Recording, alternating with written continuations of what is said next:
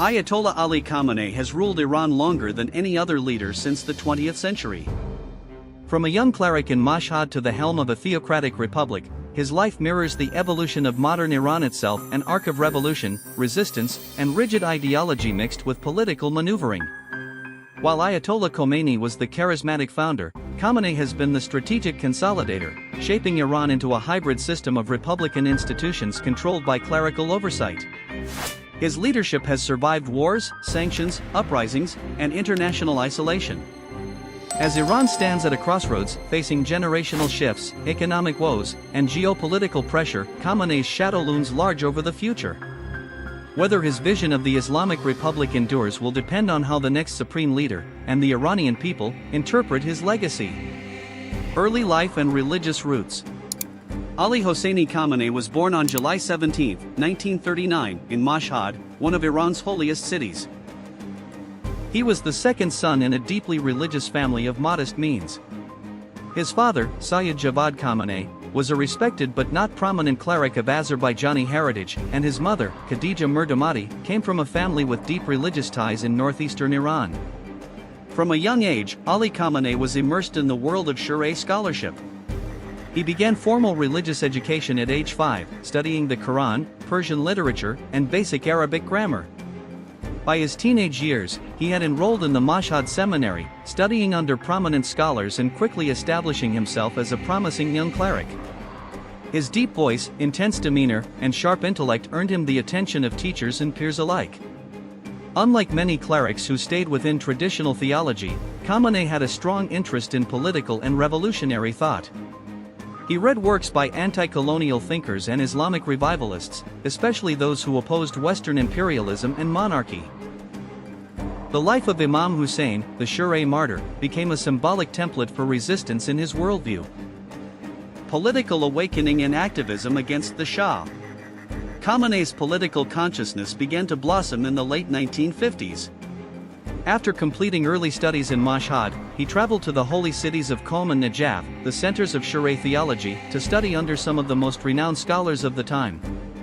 These included Ayatollah Hossein Borajerdi, the leading marja of Sharia Islam, and the fiery revolutionary cleric Ruhollah Khomeini. Khamenei was deeply influenced by Khomeini's sermons denouncing the Shah's regime and opposing Western domination. He became an early disciple of Khomeini's anti-imperialist teachings and began delivering political sermons in mosques, drawing the attention of Savak, the Shah's secret police.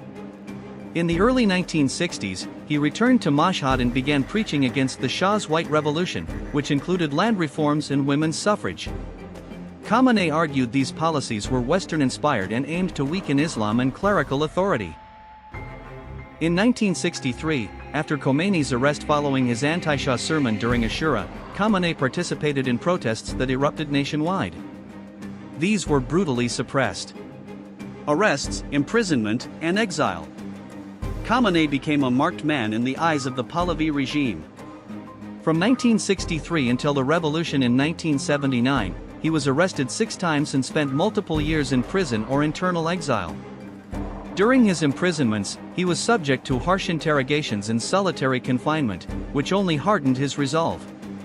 He continued to write and teach in secret. He translated revolutionary and Islamic works into Persian, including the writings of Sayyid Qutb, an Egyptian Sunni Islamist thinker. Despite the theological differences, Khamenei admired Qutb's anti-Western and anti-authoritarian ideology. He also helped build underground clerical and student networks across Iran, particularly in Mashhad and Tehran. Khamenei was seen as a bridge between the older clerical generation and younger revolutionaries, combining deep religious credentials with revolutionary fervor. By the late 1970s, Iran was on the brink of upheaval. As protests intensified and the Shah's authority crumbled, Khamenei emerged as one of the key lieutenants in Ayatollah Khomeini's movement, organizing rallies, spreading Khomeini's taped messages, and maintaining coordination between clerical groups. The 1979 revolution and entry into power. On February 11, 1979, the Shah's regime collapsed. Ayatollah Khomeini returned from exile and assumed leadership of a broad-based revolutionary movement. Khamenei quickly rose in prominence. He was appointed to the Council of the Islamic Revolution and soon became a trusted advisor and cleric in the newly formed Islamic Republic. He played a crucial role in shaping Iran's post-revolutionary institutions. Khamenei supported the concept of velayat-e faqih, guardianship of the jurist, which positioned the supreme leader as the highest authority. He was appointed Friday Prayer Leader of Tehran in 1980, a powerful religious and political post, and became a symbol of revolutionary purity. Later that year, Khamenei narrowly survived an assassination attempt by the Mujahideen Khalq, MEK. A tape recorder rigged with explosives blew up while he was giving a speech, injuring his right arm and vocal cords permanently. This incident further elevated his status as a living martyr. Presidency of Iran.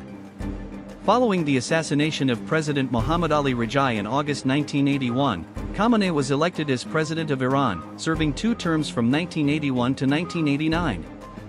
He was the first cleric to hold the office, though he initially opposed clerics holding executive roles. During his presidency, Iran was embroiled in the brutal Iran-Iraq War. Khamenei played a central role in maintaining internal unity and advocating for total resistance against Saddam Hussein. He worked closely with Prime Minister Mir Hossein Mousavi, though their relationship was sometimes tense. Internationally, Khamenei remained a hardliner. He promoted the concept of neither East nor West, la Sharq, la Garb, seeking to maintain Iran's independence from both the Soviet Union and the United States. He advocated support for Shia movements abroad, including Hezbollah in Lebanon. Despite being president, Khamenei did not have full control over military or intelligence affairs, which were still firmly under Khomeini and the Islamic Revolutionary Guard Corps, IRGC.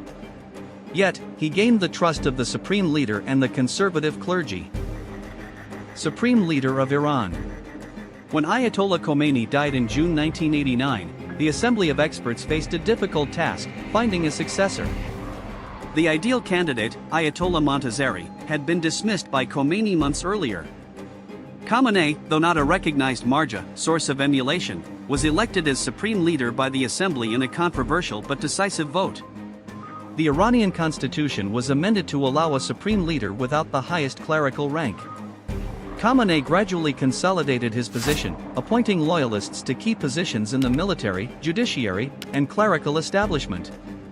Over the next 3 decades, he built a complex power structure centered around his office. He appointed heads of the judiciary, the IRGC, and state broadcasting. He became the final arbiter of all state matters, from foreign policy to economic strategy. Foreign policy and the axis of resistance. Khamenei's foreign policy has been guided by a blend of Shia ideology, anti-imperialism, and realpolitik. He positioned Iran as the leader of the axis of resistance, supporting groups opposed to US and Israeli influence. Hezbollah in Lebanon. Hamas and Islamic Jihad in Palestine. Shia militias in Iraq. The Assad regime in Syria. The Houthis in Yemen. While this expanded Iran's regional influence, it also brought economic and diplomatic costs. Khamenei has consistently mistrusted the US, calling it the Great Satan.